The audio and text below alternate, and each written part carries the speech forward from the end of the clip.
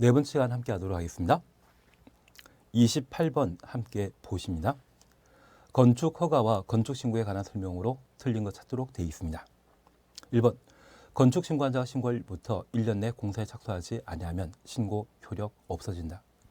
우리 공법과 관련되어서는 착공이란 개념이 나오면 2년 이내 착공하는 것이 원칙입니다. 다만 건축법상 건축 신고한 자는 1년 내 공사 착수하도록 되어 있고 제때 착수하지 못한다고 하면 효력 상실하죠. 1번 맞습니다. 2번입니다. 허가권자는 허가받은 자가 허가받은 날부터 2년 내 공사에 착수하지 아니하면 허가를 취소하여야 한다. 취소하여야 한다. 가로 해놓습니다. 건축법에서는 건축 허가를 취소하고 있는데 통상 법령 위반 시에는 건축 허가를 취소할 수 있습니다. 필수적 취소 사유로 4가지를 들고 있습니다. 2, 3은 6이란 말 기억나신다면 건축 허가 받은 날부터 2년 내 공사 착수하지 않는다면 건축 허가 취소하여야 하고 공장의 경우는 3년. 법정 기간 내 공사 착수했지만 공사 완료가 불가능한 경우에는 건축 허가를 취소하여야 합니다. 착공 신고 전에 경매 정해 방법으로 대지 소유권을 상실하고 6개월 이내 공사 착수가 불가능한 경우 건축 허가 취소하여야 한다. 이 4가지 경우에는 필수적 건축 허가 취소하죠. 그래서 2번 옳은 질문입니다. 3번입니다. 21층 이상의 건축물을 건축하려면 지도이사의 허가 받아야 된다. 건축법령상 건축물을 건축하거나 대수선하려면 허가 받도록 되어 있습니다. 경미한 건축물을 건축 대수선하는 때는 신고하고 건축 대수선할 수 있습니다. 이러한 허가권자는 시군 구청장이고 예외적인 허가권자로서 특별시장, 광역시장을 두게 됩니다. 도의사는 허가권자 아니죠. 특별시, 광역시 관할구역 안에 21층 이상이거나 연면적 10만 제곱미터 이상의 건축물을 건축하는 때에는 새로운 기반설의 설치가 필요하기 때문에 특별시장, 광역시장이 건축 허가권자가 되게 됩니다. 다만 이런 건축물이 용도가 공장이거나 창고인 경우에는 특광의 건축허가 대상에서 제외하고 도에 속한 시군에 이런 규모의 건물을 건축하고자 한다면 시장 군수는 건축 허가 전에 도의사의 승인 받도록 되어 있습니다. 건축법상 도의사는 사전 승인권자이지 허가권자 아니죠. 그래서 3번 틀린 정답이 되게 됩니다. 4번 연면적 합 100제곱미터 이하의 건축물을 신축하려는 경우 건축 신고하면 허가 받은 것으로 본다. 허가 대상 건축물 중에 설계 비용과 감리 비용을 절감시키기 위해 규모 작은 건축물의 경우에는 신고하고 건축 대수선할 수 있습니다. 건축 행위와 관련되어 연면적 100제곱미터 이하의 건축물을 건축하거나 바다 면적 합 85제곱미터 이내 증축, 개축, 재축. 그리고 우리는 법이 개정되면서 건축신고 사항이 추가된 것들을 몇 개 알고 있습니다. 높이 3m 이내 증축, 관농자의 연면적 200제곱미터 미만이고 3층 미만 건축물 건축, 지구 단위 계획구역은 제외한다. 공업지역 등에 건축하게 되는 오리 공장, 2층 이하로서 연면적 합 500제곱미터 이하의 공장 건축은 신고하고 건축할 수 있었습니다.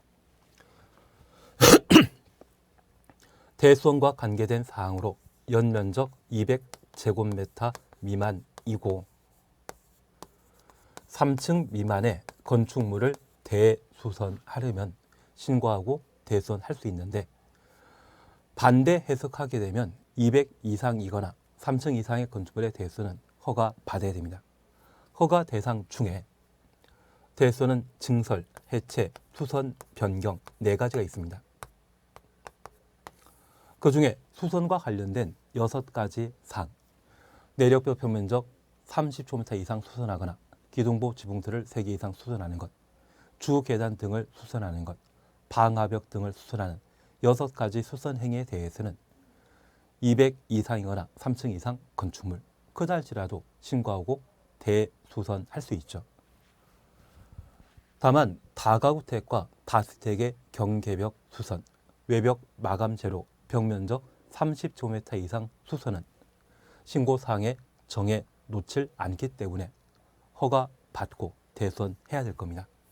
그래서 건축신고 범위와 관계된 사항들을 명확하게 정리하셨다고 하면 연면적합 100제곱미터 이하의 건축물 신축은 신고하고 신축할 수 있죠. 그래서 4번 옳은 질문입니다.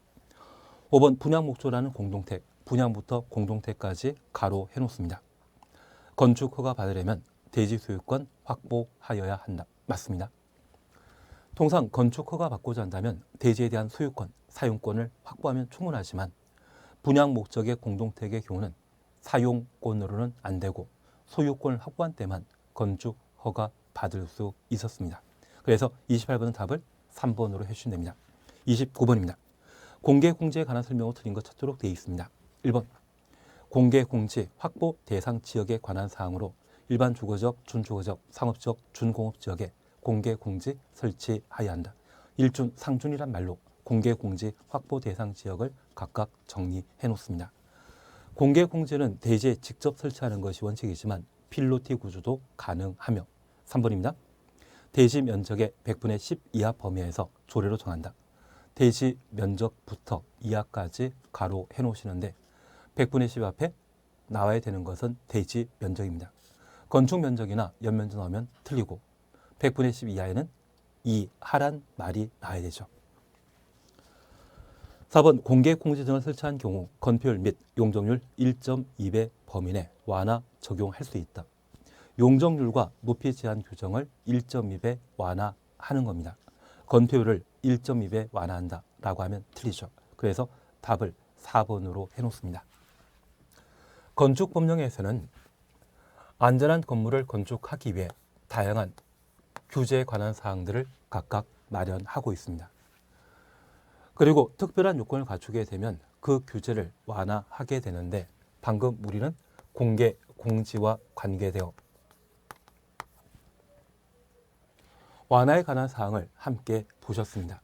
여기 공개, 공지와 관련되어서는 법률에서는 대통령령이 정하는 바에 따라 건폐율, 용적률, 높이 제한을 완화한다 되어 있는데 위임받은 대통령령에서는 용적률과 건축물의 높이 제한 규정을 1.2배 완화하도록 되어 있습니다.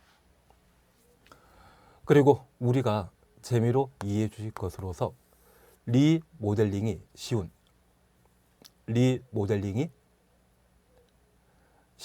공동주택 건축을 촉진하기 위하여 리모델링 할 때가 아니라 공동택에 대한 신축 시에 이 공동택에 적용되는 용적률과 높이 제한을 120% 완화하는 경우가 있습니다.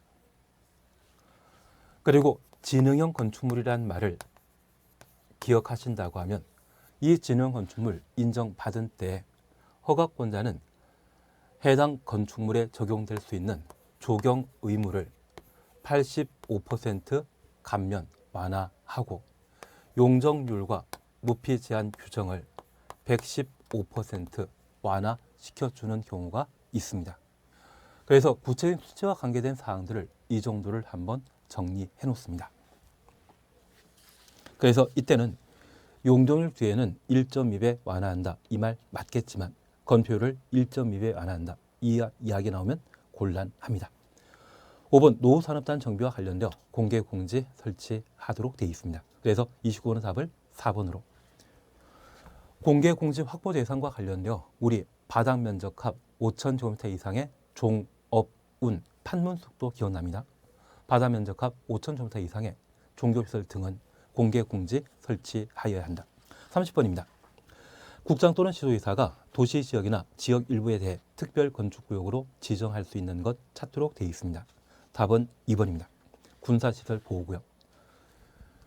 용산 미군 기지가 평택으로 완전 이전하게 되면 용산 일대를 대규모 개발 사업을 시행하게 됩니다. 그런 군사시설 보호구역의 경우에도 특별 건축구역으로 지정하여 개발 사업할 수 있도록 최근 법을 개정했는데 군사시설 보호구역은 특별 건축구역의 지정 대상입니다.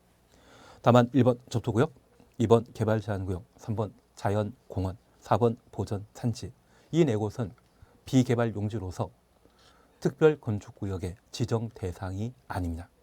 여기 특별 건축구역과 관련되어서는 올해 특별 건축구역 지정 제한 제도를 새로 개정했습니다. 시험에 당연히 나와야 되겠죠. 그래서 특별건축구역 지정 제한과 관계된 사항을 꼭 기억하실 것은 제한은 행정청 아닌 자가 제한하는 겁니다. 그래서 비행정청이 특별건축구역 지정 제한하고자 한다면 분명 특별건축구역의 지정권자는 국장과 시도의사에 있지만 시도의사에게만 제한할 수 있고 특별건축구역 지정 제한 시에 토지 소유자 동의 받아야 됩니다. 국공유지의 경우는 관리청의 동의 받아야 되고 국공유지를 제외한 토지라고 하면 사유지를 말합니다. 저 사유지 전체 면적의 3분의 2 이상에 해당되는 토지 소유자 동의 받아야 된다. 그걸 꼭 정리해 놓습니다. 국공유지의 경우에도 동의 받아야 됩니다. 다만 사유지의 경우는 전체가 아니라 3분의 2 이상의 토지 소유자 동의 받아 특별건축구역의 지정을 제한할 수 있습니다. 제한받은 시도의사는 45일 이내 지정 여부 결정하고 결정한 날부터 14일 이내 제한한 자에게 통보하여야 한다. 그걸 꼭 정리해 주시는 게 올해 시험과 관련되어 필요한 내용이 되게 됩니다. 이걸 토대로 해서 주변 지문들도 한번 정리해 놓으시게 되면 특별건축구역에 관한 문제는 당연 풀 수 있겠죠. 31번입니다. 높이 제한에 관한 설명을 드린 것 찾도록 되어 있습니다. 1번 허가권자는 가로구역별 건축 높이를 지정 공고할 때 간선시설의 수용 능력을 고려해야 한다. 간선시설의 수용 능력 가로 해놓습니다. 가로구역 높이 지정과 관련되어 그 지정 기준으로서 간선시설의 수용 능력 외 도로 너비를 중요한 기준으로 정해 놓고 있습니다. 2번입니다. 허가권자는 같은 가로구역 아래 건축 높이를 다르게 정할 수 있다. 다르게 정할 수 있다. 가로 해놓습니다. 그래서 가로구역의 입지 조건에 따라 같은 가로구역이 두 필지 이상으로 구분되었을 때 건축할 수 있는 건축 높이를 각각 달리 정할 수 있는 겁니다. 3번입니다. 전용 주거지역이나 일반 주거지역에 전용 주거지역, 일반 주거지역 가로 해놓습니다. 1조 확보에 관한 높이 제한 규정 적용 대상이죠. 높이 9m 이하의 건축물을 건축하는 경우 정북 방향의 인접 대지 경계선으로부터 1.5m 이상 띄어 건축해야 한다. 9m 초과 시에는 높이의 2분의 1입니다. 4번입니다. 중심 상업지역이나 일반 상업지역에 건축하는 공동택은 채광 확보를 위하여 대통령령이 정하는 높이 이하로 해야 한다. 공동택에 있어서 중심 상업지역과 일반 상업지역은 채광 확보의 높이 제한을 배제합니다. 중심 상업지역과 일반 상업지역의 경우에는 토지 가격이 워낙 높게 형성되어 있기 때문에 채광 방향의 높이 제한 규정을 적용하지 않고 있습니다. 중심 상업지역, 일반 상업지역 제외한다. 이 말 기억하시는 게 필요합니다. 그래서 답을 4번으로 해놓습니다. 2층 이하로서 동그려 놓습니다. 높이 8m 이하의 건축물의 경우는 1조 확보를 위한 건축물 높이를 적용하지 아니할 수 있다. 옳은 지문이죠. 그래서 답을 4번을 넣었습니다. 1조 확보와 관련된 높이 제한 규정을 적용하는 대상 지역은 전용 주거지역과 일반 주거지역이고 적용 대상 건축물은 공동주택이라는 것을 다시 한번 살펴놓습니다. 32번입니다. 주택법령상 용어에 관한 설명으로 옳은 것 찾도록 되어 있습니다. 1번 복리설이란 입주자 등의 생활 복리를 위한 주차장, 관리 사무소 등을 말한다. 복리설은 입주자 생활 복리를 위해 설치하는 시설인데 주차장과 관리 사무소는 부대 시설입니다. 그래서 1번 틀리죠. 2번입니다. 산업단지 개발 사업에 의해 개발 조성되는 공동택이 건설되는 용지는 공공택지 외 택지에 해당한다. 공공택지입니다. 여기 공공택지와 공공택지 외 택지는 택지 개발과 관련된 사업 시행 방식이 수용 방식이라면 공공택지입니다. 그래서 산업단지 개발 사업을 위해 토지 소유권을 취득하는 방법은 수용 방식이기 때문에 이때도 공공택지가 되게 됩니다. 3번입니다. 세대 구분 공택은 그 구분된 공간 일부에 대해 구분 소유할 수 있는 주택이다. 구분 소유할 수 없죠. 세대 구분형 공택은 법정 세대 수는 하나이지만 실제 두 세대 이상이 생활하는 구조의 공동택을 세대 구분형 공동주택이라 표현하게 됩니다. 그래서 세대 구분형 공택은 구분 생활할 수 있지만 구분 소유는 할 수 없는 공동주택을 말하고 세대 구분형 공택은 사업계획 승인받아 건설하는 것과 공동택 관리법에 따라 기존 공동택을 세대 구분형 공택으로 개조하는 경우가 있습니다. 사업계획 승인받아 새로운 세대 구분형 공택을 건설하게 되면 전체 세대수의 3분의 1, 전체 주거 전용 면적의 3분의 1까지만 세대 구분형 공택으로 건설할 수 있고 개조하게 되면 기존 세대를 포함하여 두 세대 이하까지 그래서 실제 한 세대 더 생활할 수 있는 구조의 세대 구분형 공택으로 개조할 수 있습니다. 그리고 전체 세대수의 10분의 1, 동별 세대수의 3분의 1까지만 세대 구분형 공택으로 개조한다. 수치와 관련된 기준만 정확하게 정리해 놓으시고 나머지는 우리가 함께 살펴봤을 겁니다. 그 정도면 충분하시죠? 4번입니다. 준주거지역의 하나의 건축물에는 원룸택과 도시형산택 외 주택을 함께 건축할 수 있다. 4번 맞죠? 여기 도시형산택은 1인 가구의 주택 문제를 해결하기 위해 정책적으로 도입한 제도로서 단정연립, 단정다세대, 원룸형 주택으로 각각 구분하고 있습니다. 우리 시험에는 원룸택과 관련된 건설 기준을 자주 시험에 출제했는데 반드시 정리해 주셔야 됩니다. 그래서 30제곱미터 이상의 경우에는 두 개의 공간으로 구분할 수 있다. 최대 50제곱미터까지 할 수 있다. 그 정도를 살펴주시고 도시형 생활택과 도시형 생활택 외주택은 같은 건축물에 함께 건축할 수 없습니다. 다만 원룸택의 경우는 85제곱미터 초과하는 딱 한 세대의 일반 주택과 함께 건축할 수 있는데 이 원룸택에 건설되는 장소가 상업지역이거나 준주거지역의 경우에는 면적 제한 없는 세대 제한 없는 일반 주택과 함께 건축할 수 있죠. 그에 관한 질문으로서 3번 옳은 이야기입니다. 5번입니다. 수도권에 소재한 읍 또는 면 지역의 경우 국민주택 규모의 주택이란 1호 1세대당 100제곱미터 이하의 주택을 말한다. 국민주택 규모는 85제곱미터 이하입니다. 수도권을 제외한 도시지역 아닌 읍면 지역의 경우에만 100으로 할 수 있는데 수도권에 소재했다면 국민주택 규모는 85까지 건설할 수 있죠. 그래서 답을 4번으로 해놓습니다. 33번입니다. 리모델링에 관한 설명을 틀린 것 찾도록 되어 있습니다. 1번 세대수 증가하는 리모델링하는 경우 세대수 증가 가로 해놓습니다. 권리변동계획 수립하여 사업계획 승인 행위허가 받아야 된다. 권리변동계획 줄쳐 놓습니다. 첫 번째 우리 봐주실 것으로서 주택법령상 리모델링 사업은 대수선형과 증축형 리모델링 사업을 정해 놓고 있는데 증축형 리모델링 사업을 시행하게 되면 세대수 증가형 리모델링 사업과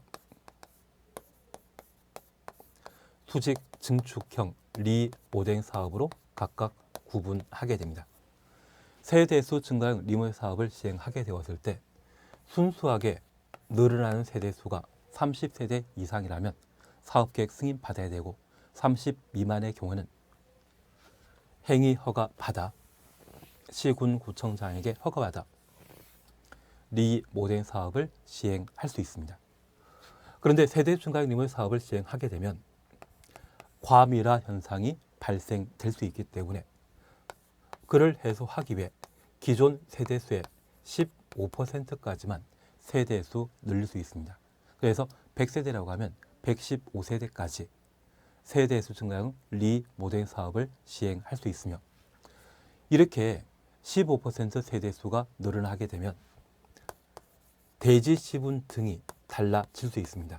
그래서 권리 변동 계획 투입하여 리모델링에 대한 허가를 신청하도록 되어 있고 이렇게 세대수가 늘어나게 되었을 때 해당 단지에 공급되는 전기, 수도 등의 기반설이 충분한지 확인코자 도시계획위원회 심의 거쳐야 됩니다.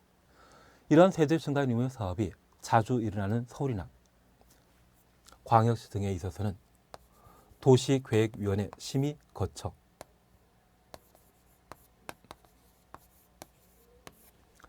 리모델링에 대한 허가 여부를 결정하도록 되어 있습니다.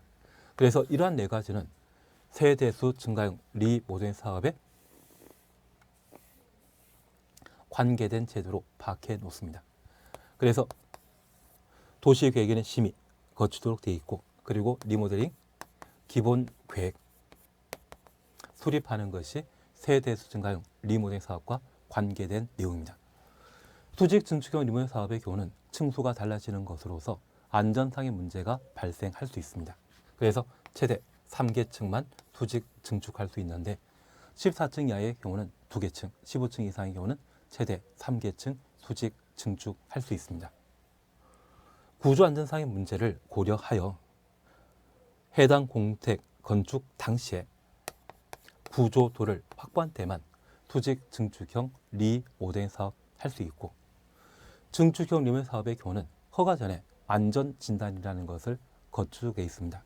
그런데 수직 증축형 리모델링 사업의 경우는 허가받은 이후에 두 번째 안전진단을 실시해야 됩니다. 그래서 수직 증축형 리모델링 사업의 경우는 안전진단이 2회에 걸쳐 실시된다.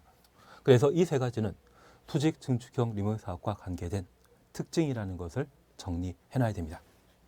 그래서 권리 변동 계획과 관계된 내용 저렇게 정리해 놓습니다. 2번입니다. 특별시장, 광역시장, 대도시장은 특별시장부터 대도시장까지 가로해 놓습니다. 5년마다 리모델링 기본계획 타당 검토하고 반영하여야 한다. 그래서 리모델링 기본계획 수립한 자는 특광 대도시장이고 10년 단위로 리모델링 기본계획 수립하며 5년마다 타당성 검토를 하게 됩니다. 그리고 3번 철회에 관한 사항으로 신청서를 제출하기 전에 서면으로 동의 철회할 수 있다. 신청서 제출 전에는 철회 충분히 가능하다는 것을 확인해 놓습니다. 4번 증축형 리모델링 추천했습니다. 시군구청장에게 안전진단 요청하여야 하며 시군구청장은 안전진단 실시해야 한다. 증축형 리모델링 사업의 경우는 안전진단 대상이라는 것을 다시 파악해 놓습니다. 5번입니다. 시군구청장은 세대수 증가형 리모델링 허가한 후 해당 건축물의 구조 안전 등에 대한 상세 확인을 위하여 안전진단 실시해야 한다. 허가한 후 추천했습니다. 허가와 안전진단은 수직 증축형 리모델링 사업에 적용되는 제도이죠. 그래서 5번 틀린 정답이 되게 됩니다. 34번입니다. 주택건설사업 등록에 관한 설명을 드린 것 찾도록 되어 있습니다. 등록사업자는 한 5년에 한 번 시험에 나오는 것으로 바뀌어 놓습니다. 1번 연간 30세대 이상의 도시형 산업주택 건설하려는 자 국장에게 등록해야 한다. 주택건설사업 연간 20호 20세대 이상인 때 국토교통부 장관에게 등록할 대상인데 도시형 산업주택의 경우는 연간 30세대 이상 건설하는 때 미리 등록해야 됩니다. 대지 조성 사업이라면 연간 10,000제곱미터 이상일 때 등록 대상이죠. 2번입니다. 주택 건설 사업에 등록하고자 하는 자가 법인, 개인은 자본금 3억 이상이어야 된다. 법인의 경우는 자본금 3억 이상이지만 개인의 경우는 곱하기 2에서 자산 평가액이 6억 이상 돼야 됩니다. 그래서 3, 4번은 답을 2번으로. 그리고 재미로 기억해 주시는데 이렇게 등록한 등록사업자는 사업계획 승인 대상 주택건설 사업을 시행하는 자입니다. 저 시행하는 자가 업무 영역을 확대하여 시공까지 하고자 한다면 법인의 경우는 시공 두 글자이죠. 3 더하기 2에서 자본금 5억 이상, 개인의 경우는 자산평가액 10억 이상인 때 시공할 수 있습니다. 그리고 주택건설 실적과 관계되어 이렇게 시공까지 하고자 한다면 최근 5년간 주택건설 실적이 100호, 100세대 이상인 때 시공까지 할 수 있습니다. 앞으로 등록사업자와 관계되어 주택법상 등록사업자와 관련되어 주택건설 실적 이야기를 하면 5년 나오면 100입니다. 3년 나오면 300세대로 각각 부분해 놓습니다. 3년 300은 나중에 6층 이상의 주택 건설 시공하는 것과 주택 상환 사채 발행하고자 할 때는 3년 300이라는 주택 건설 일정을 확보하도록 되어 있습니다. 시행자인 등록사업자가 시공까지 하고자 한다면 5년 100입니다. 그리고 3번 등록 말소에 관한 사항으로 그냥 보십니다. 4번 말소 2년 지나지 않은 자는 등록할 수 없다. 결격 사유와 관계된 사항입니다. 등록하지 않고 주택건설 사업하면 2년 이하의 징역, 2천만 이하의 벌금에 처한다. 그냥 보시면 되죠. 답을 2번으로 해놓습니다. 35번입니다.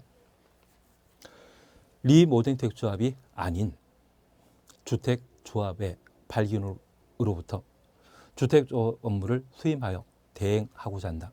대행 동일해 놓습니다. 우리는 얘를 업무 대행이라 표현합니다. 주택법령상 이에 관한 설명으로 옳은 것 찾도록 되어 있습니다. 가로 속에 A는 중개업자로서 법인 아니며 중개업의 업을 겸하고 있지 않음. 개인인 중개업자는 이야기죠. 우선 1번입니다. A는 계약금, 자금 보관 업무를 계약금부터 자금 보관 업무까지 가로에 놓습니다. 수행하여 대행할 수 있다. 자금 보관 업무에 대해서는 신탁업자에게만 대행하도록 되어 있습니다. 그래서 업무 대행과 관계되어 자금 보관 업무는 누구에게? 신탁업자에게 대행하게 합니다. 1번 개인인 중개업자 하는 것 아니죠. 2번입니다. A는 10억 이상의 자산평가액을 보유해야 된다. 맞습니다. 만약 법인의 경우는 자본금이 5억 이상이어야 하고 개인인 중개업자의 경우에는 업무 대행 시에 자산평가액 10억 이상 필요합니다. 3번 업무 대행을 수임한 A는 업무 실적 보고서를 시군구청장에게 제출해야 한다. 업무 대행했다고 하면 조합에 보고를 해야 되죠. 시군구청장에 제출하는 것 아닙니다. 그리고 4번입니다.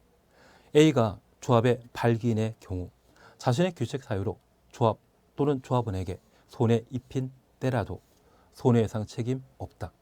공법상 부정문은 열의 9이 그러하지 아니하다입니다. 지금처럼 없다란 말 나오게 되면 있다를 없다로 틀리게 만드는 지문 형태입니다. 손해배상 책임 발생합니다. 5번입니다. 발기인과 A는 주택조합의 원활한 사업 추진, 조합원 권리 보호를 위하여 시군구청장이 작성 보급한 표준 업무 대행 계약서를 사용해야 된다.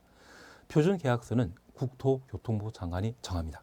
이 표준 계약서는 시군구마다 달리하는 것이 아니라 전국의 동일한 서식으로 적용될 필요가 있습니다. 그래서 표준 계약서 작성은 누가 한다? 국장이 한다. 35번은 답을 2번으로 해놓습니다.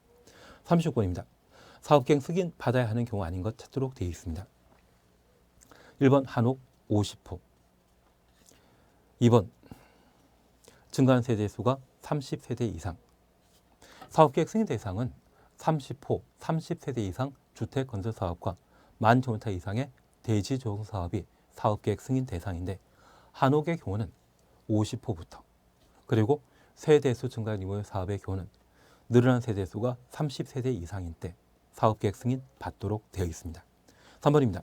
준주거지역의 300세 미만 주택과 주택의 시설을 동일 건축물로 건축하는 경우로서 건축물 연면적에 대한 주택 연면적 합계 비율이 90% 미만인 경우, 그래서 장소에 관한 사항으로 유통상업지역을 제외한 상업지역 또는 준주거지역 요건 갖췄죠.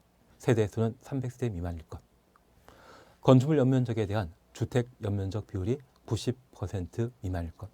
이러한 요건 갖추게 되면 사업계획 승인 대상에서 제외되는 건축 허가 대상의 주상 복합 건축물이 되게 됩니다. 그래서 3번이 사업계획 승인 받는 경우 아니죠. 답을 3번으로 해놓습니다.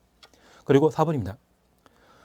세대별 주거전용 면적이 30제곱미터 이상이고 진입도로의 폭이 6m 이상인 50세대 이상의 단정 연립택 주택 건설 사업 시행하는 경우, 단정 연립택과 단정 다세택의 주거 전용 면적이 30제곱미터 이상이고 진입도로의 폭이 6m 이상이면 그때는 50세대부터 사업계획 승인 대상으로 정해 놓고 있습니다. 5번은 대지 조성 사업과 관련된 사업계획 승인 대상에 관한 사항으로 옳죠. 그래서 36번은 답을 3번으로 해놓습니다. 37번 전매 제한 올해 개정되었거든요. 그래서 이 전매 제한 개정된 사항이기 때문에 바로 올해 시험에 출제될 수 있는 사안입니다. 사실 주택법에서는 용어 정의에 관한 사항에서 하나 또는 두 문제 나옵니다. 그리고 35번처럼 주택조합에 관한 사항에서 꼭 시험에 나오더라고요. 그리고 37번처럼 전매 제한과 관계된 사항 올해 개정되었다면 시험거리가 되게 됩니다. 1번입니다. 세대원이 근무 등의 사정으로 세대원 전원이 다른 광역시, 시군으로 이전하는 경우에는 전매 제한의 예외가 인정된다. 다만 수도권 안에 이전되는 것을 제외한다. 수도권 안 추천습니다. 작년까지는 수도권으로 이전하는 것을 제외했지만 지금은 수도권 안에 이전하는 것을 제외시킵니다. 덕분에 세종시에 계시는 분이 수도권으로 이사를 하게 되면 수도권 밖에서 서울 등지로 이전하기 때문에 근무지 이전 등으로 분양가 상한제 적용택을 공급받게 되면 전매 제한과 관련된 예외가 인정되게 됩니다. 아마 이번 개정은 세종시에 근무하시는 분들이 서울로 이사하게 되었을 때 세종시에 공급받았던 분양가 상한제 주택을 쉽게 팔 수 있도록 규정을 바꾸지 않았나, 그런 오해를 살 만한 여지가 있지 않나 싶습니다. 이러한 것들은 바로 시험에 나올만 하거든요. 꼭 한번 보자. 2번입니다. 세대원 전원이 1년 이상 해외 체류하는 경우, 해외 체류 시에는 2년 이상이죠. 그래서 2번 틀립니다. 3번 올해 신설된 개정 사항으로 실직, 파산, 신용 불량 등으로 경제적 어려움이 발생한 경우에는 전매 제한에 대한 예외가 인정된다. 그래서 올해 개정된 3에 관한 사항도 꼭 한번 봐놓습니다. 4번 상속에 취득한 주택으로 세대원 전원이 이전하는 경우 전매 제한에 대한 예외 인정된다. 그리고 5번 주택 일부를 배우자에게 증여하는 경우 일부부터 증여까지 가로 해놓습니다. 전매 제한에 대한 예외 인정된다. 그래서 전매 제한과 관련된 최근 개정 사항으로 37번도 꼭 정리해놔야 됩니다. 답은 2번이죠. 38번입니다. 투기 과열지구에 관한 설명을 틀린 것 찾도록 되어 있습니다. 1번 주택 분양 계획이 직전보다 30% 이상 감소하여 주택 공급 위축 우려 있는 지역을 투기 과열지구로 지정할 수 있다. 1번 맞습니다. 그런데 우리 주택법에는 투기 과열지구와 함께 분양가 상한제 적용 지역이 있고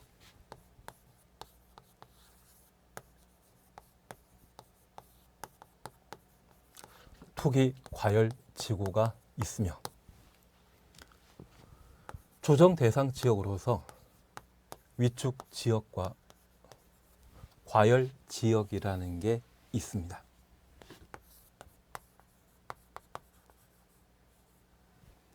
그러면 위축 지역의 경우는 집값 떨어지는 곳으로서 요즘 추세와는 전혀 어울리지 않습니다. 얘는 신경 쓰지 마시고 분양가 상한제 전용 지역, 투기 과열지구, 과열 지역인 조정 대상 지역이 있는데 각각의 지정 대상과 관계된 사항에 있어서 분양가 상한제 적용 지역은 새로 주택을 건설하는 곳입니다. 그리고 투기 과열 지구와 조정 대상 지역 중에 과열 지역의 경우에는 주택 공급과 관련되어 분양권 전매를 제한하는 제도이거든요. 그래서 분양가 상한제 적용 지역은 건설과 관계되어 있고 투기 과열 지구 조정 대상 지역은 공급과 관계된 곳입니다. 그래서 숫자 2와 3을 각각의 적용 대상 지역 지정 요건으로 삼고자 한다면 분양가 상한제 적용 지역에는 2배 초과 20%란 말이 꼭 나와야 되고 투기 과열 지구의 경우는 지금처럼 직전 오르보다 30% 이상 주택 분양 계획이 감소되었다. 주택 공급 계획이 분양 계획이 감소되었다면 공급 물량 작아지게 되고 집값 올라갈 수 있는 여지 있죠. 그러한 곳이 투기 과열 지구의 지정 대상이 되게 됩니다. 과열 지역의 경우에도 3 나와야 됩니다. 그래서 분양권 거래량 증가율이 30% 이상인 곳, 이 말 나왔을 때 조정 대상 지역과 관계된 사항으로 박해 놓습니다. 그래서 우리는 주택 가격 상승률이 물가 상승률의 1.3배 초과하는 지역으로서 분양권 거래량 증가율이 전년 동기 대비 30% 이상 증가한 곳이라면 과열 지역으로 지정할 수 있다. 그걸 각각 살펴놓습니다. 그래서 분양가 상한제 적용 지역은 2배 초과 20%란 말 나와야 되고 투기 과열 지구에 있어서는 숫자 3이 나와야 된다. 그 정도를 각각 보십니다. 2번입니다. 국장 또는 시도의사는 투기 과열 지구 지정 사유가 없어졌다 인정되는 경우 지체 없이 투기 과열 지구 지정 해제해야 한다. 2번 맞습니다. 그런데 이 세 가지 제도 중에 투기 과열 지구 제도는 노무현 대통령 시절에 만들어진 제도입니다. 그리고 분양가 상한제 적용 지역 그 다음에 만들어졌고요. 조정 대상 지역 이번 정권에서 만든 제도인데 저 투기 과열 지구 제도를 처음 만들었을 때 종전에 중앙 집권 시대에서 지방 분권 시대로 바뀌었거든요. 그래서 이 투기 과열 지구에 대해 종전에는 장관급만 지정권을 가졌었지만 지방 분권 시대라 해서 시도의사도 투기 과열 지구의 지정권자가 될 수 있었습니다. 그런데 이 투기 과열 지구 지정을 서울시장이 한다고 하면 다음 시장 선거에 그 사람 뽑는다? 절대 당선될 일 없겠죠. 뽑을 일 없겠죠. 그래서 낙선될 게 뻔하기 때문에 그 이후 만들어진 분양가 상한제 적용 지역이랑 조정 대상 지역에 대해서 시도의사는 관심을 두질 않게 되었습니다. 그래서 분양가 상한제 적용 지역과 조정 대상 지역은 국장만 지정권자입니다. 투기 과열 지구는 시도의사도 지정권자이다. 그 정도를 살펴놓습니다. 그리고 3번 지정 절차에 관한 사항으로 국장이 투기 과열 지구 지정할 때 시도의사의 의견 듣고 그 의견에 대해 회신하여야 하며 회신 동원해 놓습니다. 저 회신은 투기 과열 지구에는 존재하고 분양가 상한제 적용 지역과 조정 대상 지역에는 없습니다. 투기 과열 지구에는 시도의사도 지정권자이기 때문에 회신하는 겁니다. 시도의사 투기 과열 지구 지정하거나 해제할 때는 국장과 협의해야 한다. 절차에 관한 사항으로 한번 확인해 놓습니다. 4번입니다. 투기 과열 지구 지정을 유지하는 것으로 결정된 지역의 시도의사, 시군, 구청장은 특별한 사정 없으면 결정 통보받은 날부터 6개월 이내 같은 사유로 투기 과열 지구 지정 해제를 요청할 수 없다. 옳은 이야기입니다. 이들이 각각 투기 과열 지구 등을 지정하게 되면 저 투기 과열 지구에서는 분양권 전매 제한을 가하게 됩니다.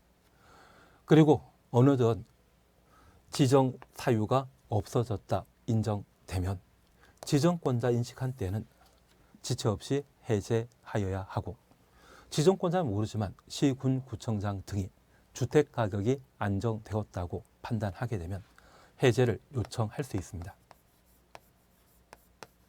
그리고 이런 해제 요청이 있다면 40일 이내 해제 여부를 결정 통지하며 계속 유지하기로 결정했다면 시군구청장은 같은 사유로 다시 해제를 요청할 수 없습니다. 몇 개월? 6개월 이내는 다시 해제 요청할 수 없습니다.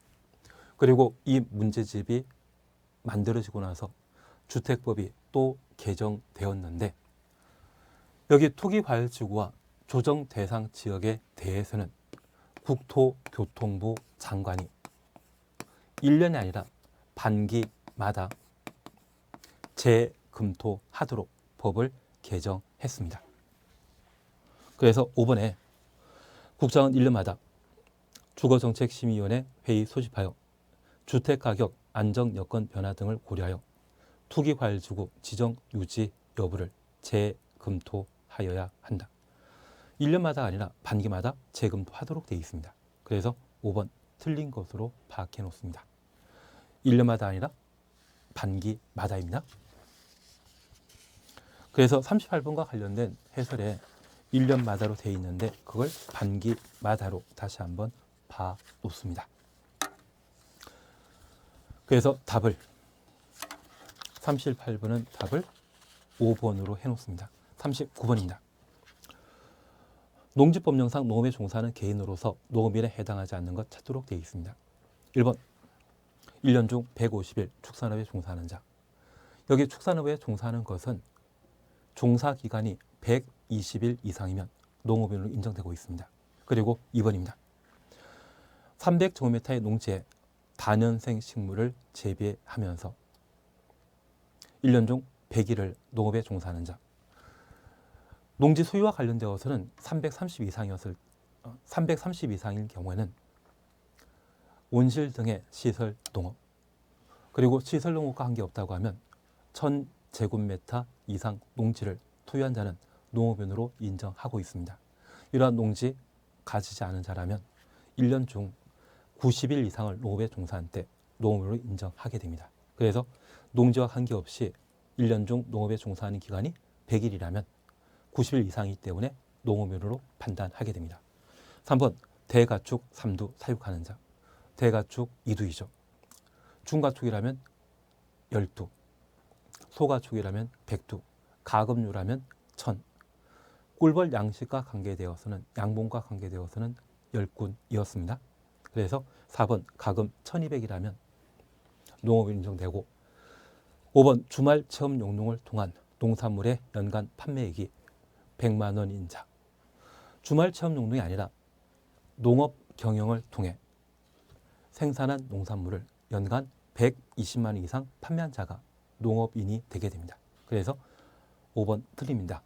5번은 주말 체험 용농 대신 농업 경영이란 말 들어가야 되고 100만 원이 아니라 120만 원, 한 달에 10만 원이죠. 그래서 답을 5번을 해놓습니다. 40번입니다. 1번 주말 체험 용농 하려는 자는 총 1000제곱미터 미만의 농지를 소유할 수 있다. 1000제곱미터 미만 추천없습니다. 농지 소유 상황과 관련되어 옳은 이야기죠. 2번 농지 취득하는 자가 농지 취득 자격증명 발급받으려는 경우 시구읍 면장에게 발급받도록 되어 있습니다. 3번입니다. 농지 소유자는 3개월 이상 국외 여행 중인 경우 소유 농지를 임대할 수 있다. 농지 임대에 관한 사항으로 확인해 놓습니다. 그리고 최근 개정된 사항으로 임신 중인 자, 그리고 분만 후 6개월 이내인 자의 경우는 농지를 임대할 수 있죠. 그래서 임신과 분만 후 6개월을 꼭 한번 정리해 놓습니다.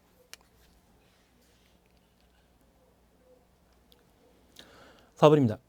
농림부 장관은 농지를 효율적으로 이용하고 보존하기 위해 농업진흥지역 지정한다. 농업진흥지역의 지정권자는 시도지사입니다. 그래서 4번 틀린 정답입니다. 5번 대리경작기간은 따로 정하지 않으면 삼류를 한다. 그래서 대리경작과 관련된 사항 저렇게 정리해 놓으시면서 작년에 기출문제로 출제되었지만 농지에 대한 임대차 기간은 8개월, 그리고 3년, 5년, 8개월로 각각 보시는데 다년생 식물 재배 목적으로 임대하면 5년입니다. 그리고 이모작 목적이라면 8개월, 일반적인 경우는 3년으로 각각 구분해 놓습니다. 대리 경작 기간은 따로 정함없으면 3년이죠. 그래서 40번은 답을 4번으로 해 놓습니다. 지금까지 1회 모의고사 함께 보셨는데 점수 잘 나오셨습니까? 만약 틀린 문제가 있다고 하면 그 부분들을 기본서를 통해 꼭 다시 한번 점검해 주십시오. 수고하셨습니다.